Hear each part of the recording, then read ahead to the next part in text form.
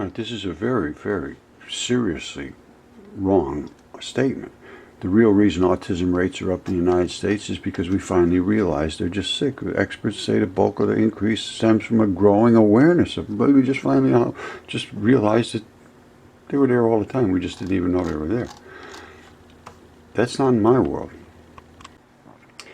Okay, the reason I'm going to make the statements I'm making is because I've been working with Marguerite for over a year, well, probably a year or so now, and she's done a couple of things, a little silica water, which is just avian type water, and then I had her go with the castor oil for his feet, and that made a huge improvement. That was quite some time ago, and then we went with the Primal Defense, which is the probiotics, because his poop and his urine is wrong. What you have to do is get that under control. Once you get that under control, everything will resolve, and that's what happened. So he went on the Primal Defense, and then I said, if you could put a number or an explanation improvement, it would be great. And she said, well, now we're going to go offer food and drinks in town. It never happens before. When he went to the psychiatrist flipped out. Couldn't believe it was the same kid. Sat there for 5 minutes straight. All totally unnormal behavior. But she said he was a 2 before, and now he's a 9.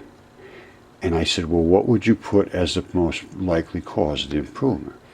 And she says, the only reason, well, she didn't say only, but she says, I say 9 because if I miss Primal Defense, he's back to stimming at 90 miles a minute, which is stimulated activity, and probably loud speech and so forth. There's different types of activities, and they may even be related to different types of bacteria, because he can't poop when he doesn't take because she said when he takes the Primal Defense, it's total normal poop, and his urine had turned bright green, lime green, she said, when he started taking the Primal Defense. But I started looking at the interaction between the poop and the urine, and there is a reason for it, and it resolved itself in a couple of days, in her case. But I originally was kind of very concerned. I said, you should go to the doctor. And if you're at all concerned. In her case, it resolved in a couple of days, and now he's fine. And I said, well, wow, great information. And I asked about Metamucil, and she cannot get that into him. And she gives him sulfur. Anyway, we're going to start a channel about this because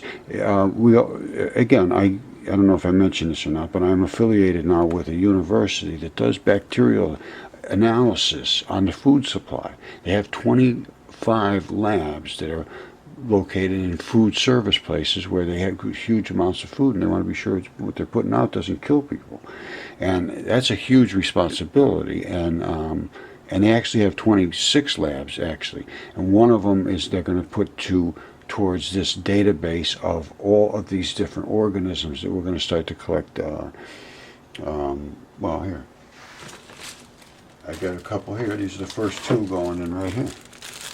All right, and we're going to have people, we're going to certify people to do these collections. Anyway, that's a whole nother story. This is critical. If I had a kid that had autism and he's got poop problems or any issue at all you have, literally every single issue is related to the gut. I'm going to leave it at that. And we do, one last thing. We do have a set of twins. One of them has autism, one of them does not. This is where we want to start looking. And they have, I believe, all these same symptoms. And I just heard about this today from this particular university that I'm not affiliated with them yet, but they're very excited about this. That's what my interpretation, and I am very excited back.